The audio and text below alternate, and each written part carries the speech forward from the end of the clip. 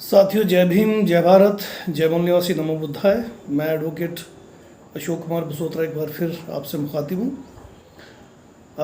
पिछली वीडियो जो मैंने डाली थी उसके रेफरेंस में काफ़ी सारी क्वेरीज़ मुझे आ रही हैं और आज मैं एक क्वेरी का जवाब इस वीडियो में देने की कोशिश करूँगा।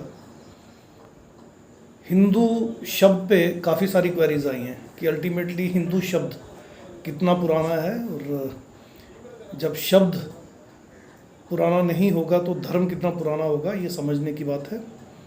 तो हिंदू धर्म कितना पुराना है, हिंदू शब्द कितना पुराना है, इस पे थोड़ा फोकस करेंगे।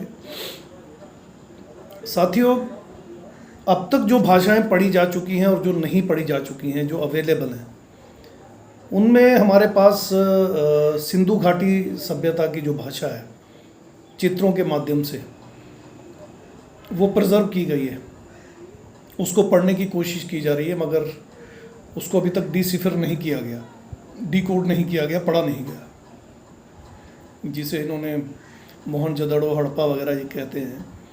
तो उस सभ्यता की जो भाषा है वो चिन्हों से है, प्रतीकों से है और फिगर्स हैं, तो वो पढ़ी नहीं जा रही, अभी तक नहीं पढ़ी गई। उसके बाद धम्म लिपि जो है महाराजा अशोक के टाइम की, जो है अशोका जिसे हम कहते हैं, तो अशोका के टाइम की जो धम्म लिपि है, जिसे ये ब्राह्मी लिपि भी कहते हैं, वो पढ़ी गई है। और आपको ये जानकर हैरानी होगी कि 12वीं शताब्दी तक ब्राह्मी लिपि भारत की मुख्य लिपि थी। जो धम्म लिपि थी वो 12वीं शताब्दी तक मुख्य लिपि थी। इसके उदाहरण मिलते हैं आपको मैक्स्थनीज की इंडिका, जो 12 साल चंद्रगुप्त मौर्य के दरबार में रहे, एक हिस्टोरियन थे, यूनान से आए थे। उन्होंने धम्म लिपि में और यूनानी में वो सारी इन्फॉर्मेशन जो है को उस वक्त लिखी थी। मैक्स्थनीज की वो इंडिका तो अब अवेलेबल नहीं है, जैसा कि इतिहास में वो ढूंढने से नहीं मिलती है, मनुवादियों ने उसको बर्बाद कर दिया। मगर जब मैक्स्थनीज यूनान वापस गए तो उन्होंने जो नोट्स वहाँ प्रोवाइड किए वहाँ पे लोगों को, अपने शिष्यों को, उसके आधार पे उसको फिर से लिखा गया है और वहाँ से काफ़ी सारी इन्फॉर्मेशन मिल जाती है। तो मैक्स्थनीज की इंडिका जो है वो एक सोर्स ऑफ इंफॉर्मेशन है अशोका के पीरियड का। उसके बाद जो 3 चाइनीज़ ट्रैवलर आए हैं यहाँ पे, चौथी, छठी और 7वीं सदी में, ह्यून सेन, फा हिन और इत्सिंग, इनके ट्रैवल अकाउंट्स अब सब भाषाओं में अवेलेबल हैं, हिंदी, अंग्रेज़ी, तकरीबन दुनिया की सब भाषाओं में इसका ट्रांसलेशन हो चुका है। उनको भी अगर आप देखें तो आपको पता चलेगा कि तब तक यहाँ पर करीब 70 यूनिवर्सिटीज़ थी बड़ी बड़ी, जिनमें धम्म लिपि में स्टडी होती थी। और 12वीं शताब्दी तक जब खिलजी ने नालंदा विश्वविद्यालय को जलाया, जो 6 महीने जलता रहा, एक ब्राह्मण ने उनका इलाज किया था, उनको कोई लाइलाज बीमारी हो गई थी, और खिलजी से उन्होंने पहले ही प्रॉमिस ले लिया था कि अगर मैं आपकी ट्रीटमेंट कर दूंगा तो आपको नालंदा विश्वविद्यालय को तहस नहस करना होगा, जलाकर राख करना होगा, बर्बाद करना होगा, और अल्टीमेटली वो हुआ भी। तो 12वीं शताब्दी तक भारत में बौद्धों का राज भी था, गाहे बगाहे भारत के तकरीबन हिस्सों पे बुद्धिस्ट राजा थे। और ब्राह्मी या धम्म लिपि जिसको हम कहते हैं, हम धम्म कहते हैं, मनुवादियों ने उसको ब्राह्मी नाम दे दिया, तो ब्राह्मी लिपि ये इसमें काम होता था। संस्कृत और हिंदी जो है ये देवनागरी लिपि में है, पाली और प्राकृत धम्म लिपि में है, और संस्कृत और हिंदी जो है ये देवनागरी लिपि में है। और देवनागरी शब्द भी मिसनामर है, ये नागरी लिपि है, नाग लोगों की लिपि थी, यानी बुद्धिस्टों की ही तैयार की हुई ये एडवांस वर्जन था।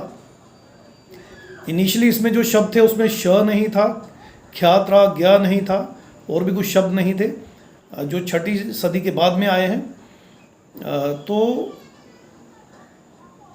बिफोर क्राइस्ट एरा में ये लिपि नहीं मिलेगी आपको, जिसे ये देवनागरी कहते हैं, ये लिपि आपको नहीं मिलेगी। ये पोस्ट क्राइस्ट एरा में मिलेगी। संस्कृत भाषा का जो इतिहास हमें मिलता है 1800 साल से पीछे नहीं मिलता, और हिंदी का इतिहास हमें 900 1000 साल से पीछे नहीं मिलता है। तो अब सवाल ये है कि ये हिंदू शब्द कब आया। हिंदू शब्द तब आया जब मुग़ल यहाँ पे इस्टेब्लिश हो गए और यहाँ पे उनका रूल इस्टेब्लिश हुआ, उसके बाद इसका इस्तेमाल थोड़ा बहुत होने लगा, मगर ऑफिशियली इसका कभी इस्तेमाल नहीं हुआ। जैसा कि आपको सुनने को मिलता होगा, मुग़लों ने हिंदुओं पे जजिया लगाया था और ब्राह्मणों ने एक रिप्रेजेंटेशन दी थी कि हम भी आपकी तरह बाहर से आए हैं, हम पर जजिया नहीं लग सकता क्योंकि हम हिंदू नहीं हैं। तो काफ़ी सारे ऐसे उदाहरण मिलेंगे। मगर ऑफिशियली ऐसा कोई हिंदू रिलीजन तब नहीं था। एक टर्मिनोलॉजी यहाँ के लोगों को दे दी गई थी जो इस्लाम को प्रोफेस नहीं करते थे, और उनको समहाउ, हालांकि हिंदू शब्द का मतलब जो है ये फारसी का शब्द है, और काला चोर और क्या क्या आप देख लीजिए, डिक्शनरी में मिल जाएगा, अच्छा शब्द नहीं है ये। तभी बाल गंगाधर तिलक के आर्टिकल्स में था कि मुग़लों की सनातनियों को दी हुई गाली है।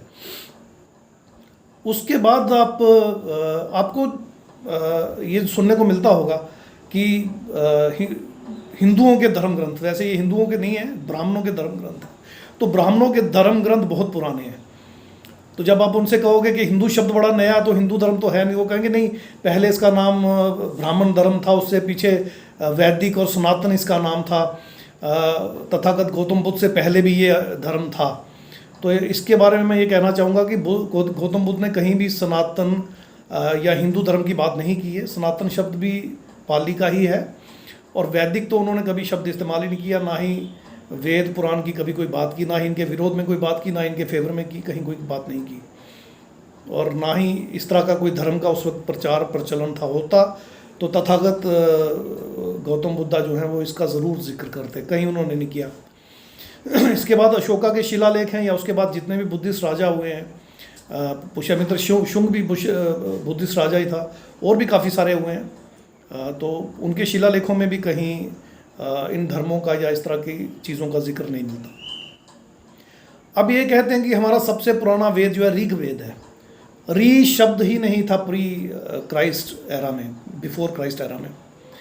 जो देवनागरी जिसको ये कहते हैं, नागरी लिपि जो है, उसमें री शब्द नहीं था, और कंबाइंड जो लेटर्स हैं वो तो थे, जैसे क्ष, त्र, ज्ञ, कृत्रिम, कृष्ण का क्र, ये नहीं था।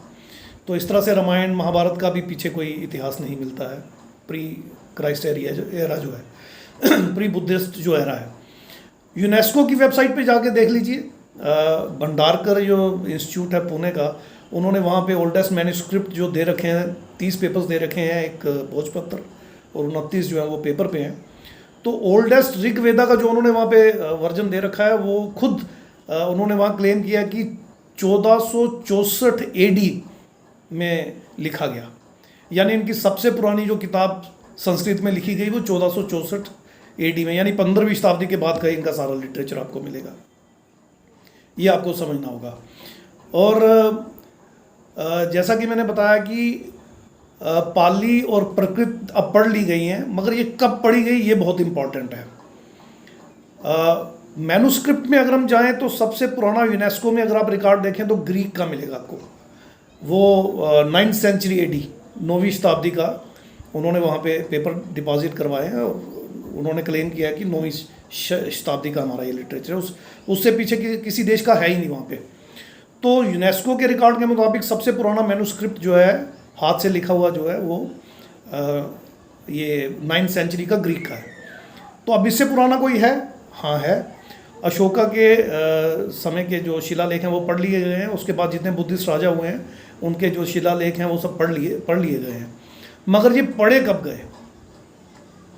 1837 में जेम्स प्रिंसेप नाम का एक व्यक्ति था, ब्रिटिश था वो हिस्टोरियन था, उसने पढ़े हैं।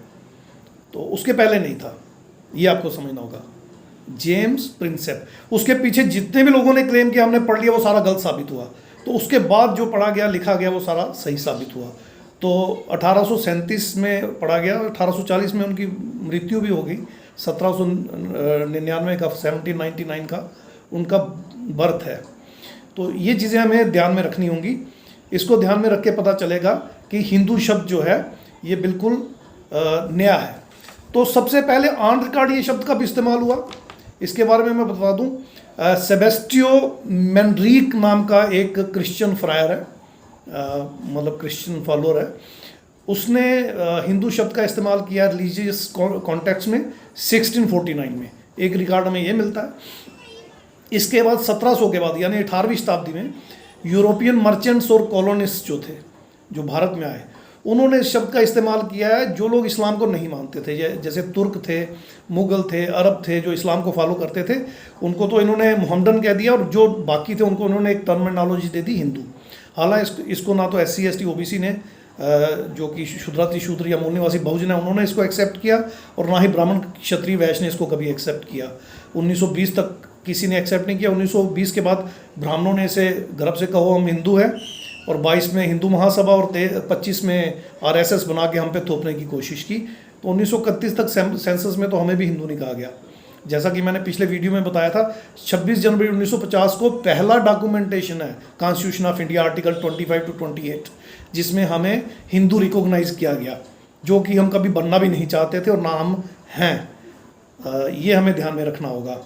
तो जेम्स प्रिंसेप जो है इंग्लिश स्कॉलर हैं, ओरिएंटलिस्ट हैं, एंटीक्वेरी हैं, हिस्टोरियन हैं। 1837 AD में इन्होंने सबसे पहले धम्म लिपि को डिसिफर किया, और खरोष्ठी जो भाषा है उसको डिसिफर किया, वो भी प्राकृत भाषा का ही एक हिस्सा है, और वो सारे इन्होंने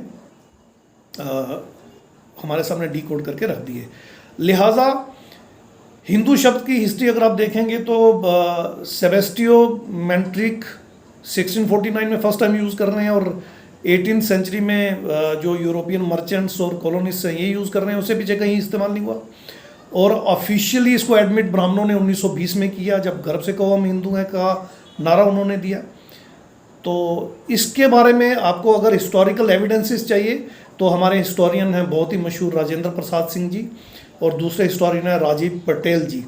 इनकी किताबें अवेलेबल हैं नेट पर, अमेज़ॉन पर, सब पर मंगवा लीजिए, पढ़ लीजिए, पूरे हिस्टोरिकल एविडेंसेस इसमें आपको मिल जाएंगे। इसके अलावा यूट्यूब चैनल्स काफ़ी आगे हैं। साइंस जर्नी करके एक चैनल है, साइंस जर्नी, उस पर देख लीजिए, उस पर भी आपको काफ़ी सारा एविडेंस मिल जाएगा। तो आज के लिए बस इतना ही। हिंदू शब्द हम पर थोपा गया है, लादा गया है। ये अभी 26 जनवरी 1950 से ही हम पर ये लादा गया है सही तरीके से, कानूनी तौर पर। तो इसको कैसे उतार के फेंकना है और किस तरह से फिर से हमें मूल निवासी बहुजन वापस बनना है, या बुद्धिस्ट बनना है, या एथीस्ट बनना है, और अपने मुस्लिम सिख क्रिश्चियन भाइयों के साथ मिलकर फिर से कैसे इस देश पर अपना एकाधिकार जमाना है, शासन प्रशासन न्यायपालिका मीडिया और साधनों संसाधनों को अपने कब्जे में वापस लेना है, ताकि हम और हमारी आने वाली पीढ़ियां मनुवादियों की गुलाम ना होकर इस देश की शासककर्ता जमात बन सकें, जैसा कि राष्ट्रपिता ज्योतिबा फुले और विश्व रत्न बाबा साहब डॉक्टर BR अम्बेडकर जी हमसे अपेक्षा रखते थे। तो ये हम उनकी अपेक्षा पूरी करेंगे, तभी उनको सही तरीके से हम श्रद्धांजलि दे पाएंगे। तो इन्हीं शब्दों के साथ मिलते हैं अगले वीडियो में। जय भीम, जय भारत, जय मूल निवासी, नमो बुद्धाय साथियों, जय भीम।